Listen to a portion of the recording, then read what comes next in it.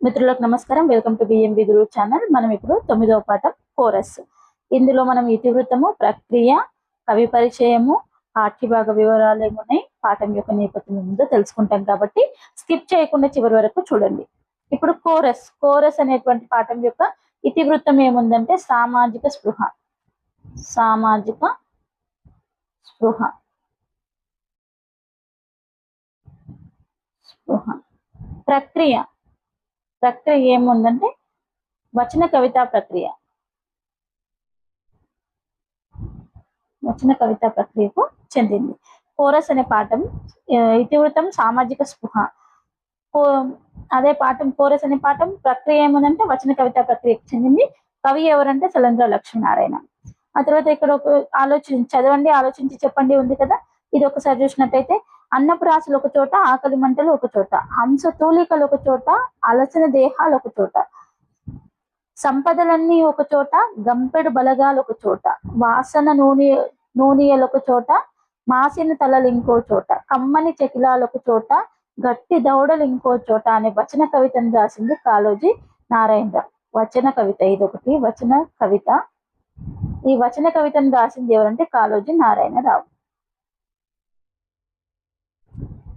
Okay, తర్వాత పాఠం యొక్క ఉద్దేశం చూసినట్టయితే తన చుట్టూ సమాజంలో జరుగుతున్న సంఘటనల మీద విద్యార్థికి ఒక అవగాహన కలిగి ఏది మంచో ఏది చెడో తెలుసుకునేటట్లు చేయడం ఈ పాఠం యొక్క ఉద్దేశం. ఏం లేదు, పిల్లలు ఉంటారు కదా, విద్యార్థులకు సమాజంలో జరుగుతున్నటువంటి సంఘటనలు, ఆ సంఘటనల్లో ఏది మంచి ఏది చెడు అని తెలియజెప్పడం ఈ పాఠం యొక్క ఉద్దేశం. విద్యార్థులకు అవగాహన కలిగించడం ఈ పాఠం యొక్క ఉద్దేశం. ఇప్పుడు పాఠ్యభాగ వివరాలను చూసినట్టయితే ఇది ప్రక్రియ ఏముందంటే వచన కవిత ప్రక్రియకు చెందింది. ఈ పాఠం వచన కవిత ప్రక్రియకు చెందినది. వచన కవిత ప్రక్రియకు చెందింది. చందో నియమం లేని స్వేచ్ఛా కవిత్వం వచన కవిత. ఫస్ట్ పాయింట్ ఏమొచ్చింది? చందో నియమం లేని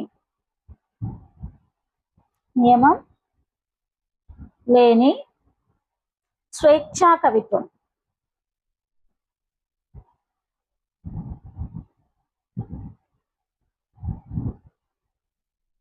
స్వేచ్ఛా కవిత్వం వచన కవిత. చందో నియమం లేని స్వేచ్ఛా కవిత్వం వచన కవిత ఫస్ట్ పాయింట్. ఇందులో చెప్పేది వచనమే అయినా అందులో కవిత్వం పాలు ఉంటేనే అది వచన కవితగా రాణిస్తుంది.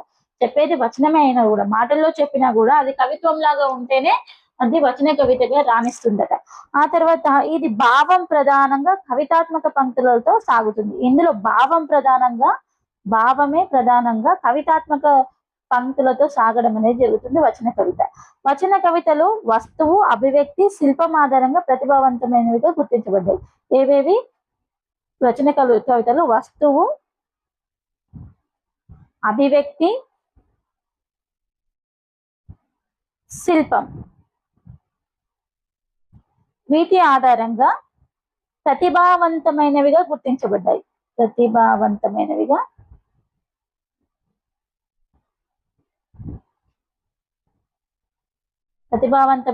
గుర్తించబడ్డాయి. ఏవి? వచన కవితలు గుర్తించబడ్డాయి. ప్రస్తుతం తీసుకున్నటువంటి పాఠం సలంద్ర లక్ష్మీనారాయణ రాసిన చావు గీతం అనే కవితా సంకలనంలో ఉంది. ఈ పాఠం ఏది? కోరస్ అనే పాఠం. సలంద్ర రాసిన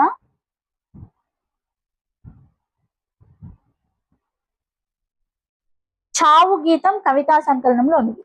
చావు గీతం కవితా సంకలనంలో ఉంది.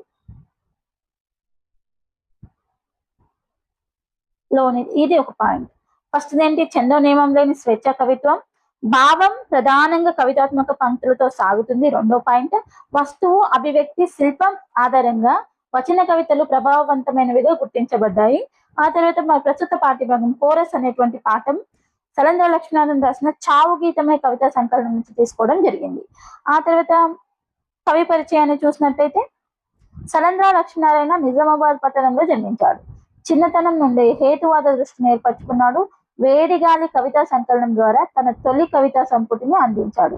ఏది? ఫస్ట్ పాయింట్ ఏంటంటే వేడిగాలి అనే కవితా సంకలనం ద్వారా. ఏది? వేడిగాలి అనేది కవితా సంకలనం. కవిత సంకలనం నుండి తన కవితా సంపుటిని అందించాడు. తన తొలి కవితా సంపుటిని అందించాడు. ఆయన 1979లో ఇతను రచించిన చావు గీతం కవితా సంపుటి. చావు గీతం అనేది ఏంటి? కవితా సంపుటి.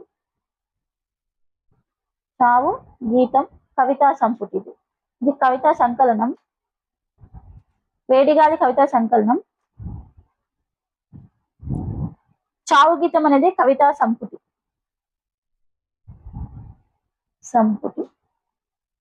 ఇవి కూడా గుర్తించుకోవాలి. ఇక్కడ నుంచి కూడా క్వశ్చన్ చదువుతున్నారు. చావు గీతం దేనికి సంబంధించి? కవితా సంపుటినా, కవితా సంకలనమా, గేయమా, ఇంకా ఇలా అడగడం జరుగుతుంది కాబట్టి వాటిని గుర్తించుకోవడానికి ప్రయత్నం చేయండి. సృష్టించింది. దళిత సాహిత్యోద్యమానికి పునాది అయిన చెప్పుకునే కవితల్లో శైలేంద్ర రచించినటువంటి దళిత మేనిఫెస్టో అనే కవిత ప్రధానమైనది. దళితుల యొక్క సాహిత్యోద్యమానికి పునాది అని చెప్పుకునేటువంటి కవితలలో శైలేంద్ర రచించిన దళిత మేనిఫెస్టో అనే కవిత ప్రధానమైందంట. ఈయన యొక్క ఈ ఉన్నాయి కదా ఈ కవితలు ఎలా గుర్తించుకోవాలో ఒకసారి మనం చూద్దాం. ఈయన శైలేంద్ర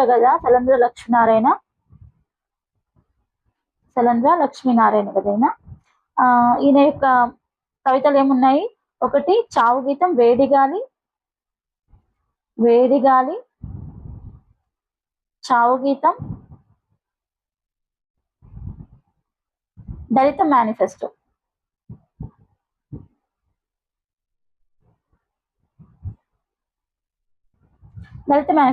ఇది ఎలా గుర్తించుకో అంటే చల్లగా ఉన్న వ్యక్తులు, శైలేంద్ర అంటే చల్లగా అని గుర్తుపెట్టుకోండి. శైలేంద్ర అంటే చల్లగా ఉన్న వ్యక్తులు వేడిగాలి తలిగి చావు గీతం పాడుతున్నారు అని చెప్పి దళిత మేనిఫెస్టో అనే కవితలో రాశారు అని గుర్తుపెట్టుకోండి. శైలేంద్ర లక్ష్మీనారాయణ చల్లగా ఉన్న వ్యక్తులు వేడిగాలి తలిగి చావు గీతం పాడుతున్నారు, వేడిగాలి వల్ల చావు గీతం పాడుతున్నారు అని దళిత మేనిఫెస్టోలో రాయబడింది అని గుర్తుపెట్టుకున్నట్లయితే మీరు అన్ని వచ్చేస్తాయి. చూడండి, చల్లగా అంటే శైలేంద్ర, వేడిగాలి అంటే వేడిగాలి కవితా సంకలనం, చావు గీతం అనేది కవితా సంపుటి, దళిత మేనిఫెస్టో అనేటువంటి కవిత వచ్చేసింది అనమాట. కాబట్టి వీటిని గుర్తించుకోండి. ఈయన రాసినటువంటి దానిలలో ప్రధానమైనది కవిత ఏది అంటే దళిత మేనిఫెస్టో. ఆ తర్వాత మనం విద్యార్థులకు సూచనలు, తర్వాత ప్రవేశిక ఒక్కసారి చూసినట్టయితే వాస్తవాలు కఠినంగా ఉంటాయి. సమాజం కొత్త పోకడలను తొందరగా స్వాగతించదు. అయినా వాటిని గురించి పదే పదే చెప్తూ ఆచరిస్తూ ఉంటే ఎన్నో ప్రయత్నాల తర్వాత గుర్తించి అనుసరిస్తుంది కూడా. ఈ నిజం తెలిసిన కవి తన పాటకు సమాజం కోరస్ అవుతుందని ఎంతో ఆత్మవిశ్వాసంతో ప్రకటిస్తున్నాడు. ఆ వైనాన్ని చదివి తెలుసుకుందామా అంటే ఇందులో కవి ఏం చెప్తాడు అంటే సమాజం కొత్త ధోరణులను, వాస్తవాలను అంత తొందరగా అంగీకరించదు. ఆ విషయాన్ని గురించే కవి ఆవేదన వ్యక్తం చేస్తూ పలు విధాలుగా తన ప్రశ్నలను, సందేహాలను కోరస్ అనే కవితతో లేవనెత్తడం జరిగింది. భూమికి ఆకాశానికి మధ్య ఎంత దూరం ఉన్నా వాటికున్న సహజ సంబంధాన్ని గుర్తించాలి. పూలకున్న సౌకుమార్యాన్ని, ముళ్ళకున్న కాఠిన్యాన్ని గ్రహించాలి. నీటి ప్రవాహంలో చైతన్యానికి, నీటి స్తబ్దతకు గల తేడాను అర్థం చేసుకోవాలి. ఏవేవో చేయాలనుకునే ఆలోచనలకు ఏమి చేయలేని తనానికి మధ్య గల స్థితిని తెలుసుకోవాలి. ఇవేమి తెలుసుకోకుండా కోపంతో అపార్థం చేసుకోవద్దని కోరుతున్నాడు కవి. మార్పులను గుర్తించలేని మేధావులను పునరాలోచన చేయమంటే తననే నిందిస్తారని వాపోయారు కవి. అంటే మనం ఏం మాట్లాడినా అంటే ఒక విషయాన్ని చెప్తుంటే దాన్ని వ్యతిరేకించడం సమాజం యొక్క లక్షణం. కాబట్టి మనం ఇప్పుడు ఒక గానం చేయాలనుకున్నా మనం స్టార్టింగ్ లో మనం ఇది చేస్తాము, ఈ పాట నేను పాడుతున్నాను అంటే దాన్ని మనలో వ్యతిరేకించే వాళ్ళు చాలా మంది ఉంటారు.